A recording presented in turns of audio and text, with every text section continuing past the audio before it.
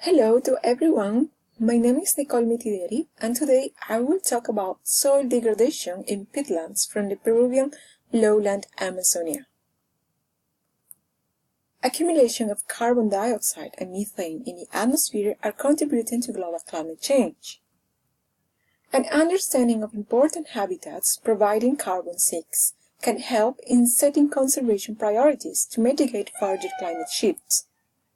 Undisturbed Amazonian forests account for approximately 10% of the carbon stored above ground in the world's land ecosystems.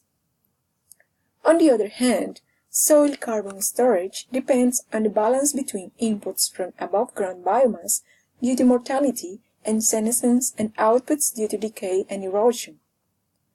Peatlands, wetlands recently described in northern Peruvian Amazonia, show unusually high rates of carbon accumulation. Peatlands are one important soil type in lowland Amazonia. These peatlands are crucial because they store large quantities of carbon under the ground, help mitigate climate change, contain unique biodiversity, and offer non-woody products such as aguaje fruits. These fruits are important for the regional market and the communities, especially for women.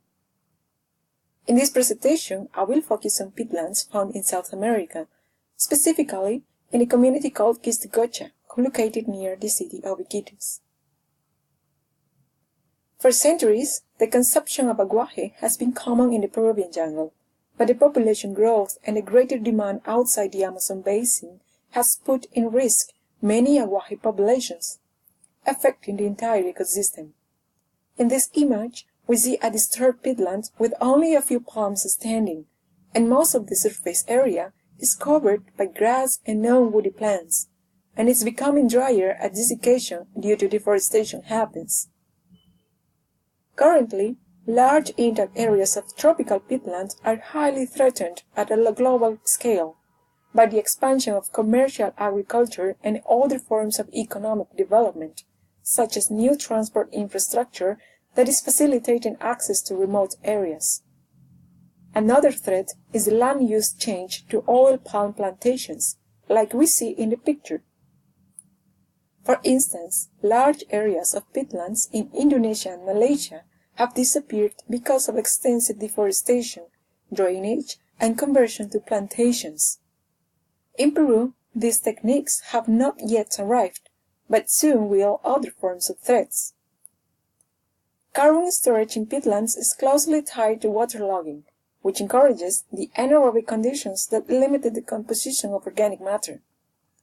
The drainage required to convert peatlands for other uses, such as oil palm plantations, typically leads to rapid aerobic peat decomposition and loss of carbon to the atmosphere, in addition to the above-ground carbon and biodiversity losses experienced by other forest ecosystems.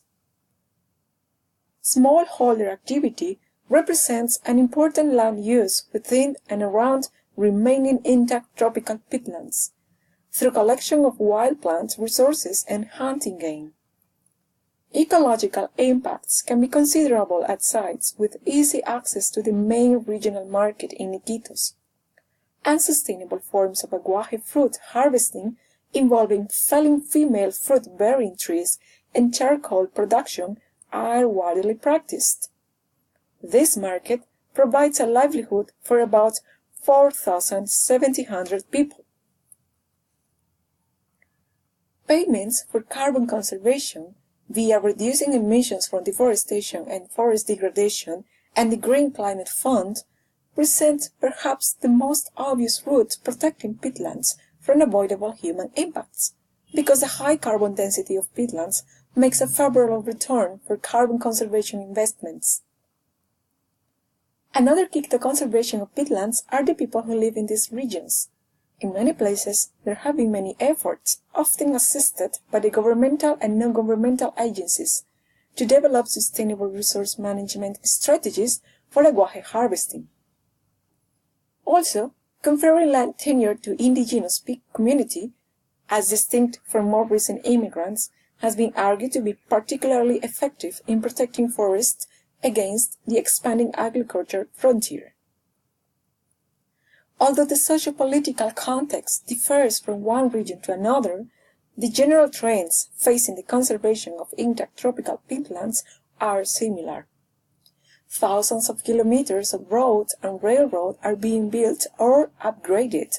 Numerous hydropower projects are being implemented. Oil palm plantations are expanding. And extraction of various mineral resources, not only oil and gas, is also widespread. Further research to determine the vulnerability of tropical peatlands to future climate change is badly needed.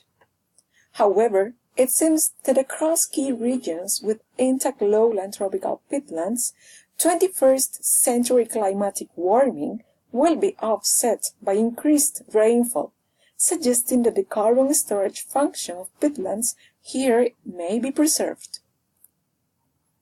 Conserving peatlands on a landscape scale with their hydrology intact is of international conservation importance to preserve their distinctive biodiversity and ecosystem services. New carbon-based conservation funding and transferring land title to local communities offer pathways to increased protection for intact tropical peatlands in Amazonia and elsewhere. Proper peat management is necessary to maintain its positive effects and minimize negative effects to climate change. However, monitoring is needed, as well as the geographical information to predict responses of peat to the global climate.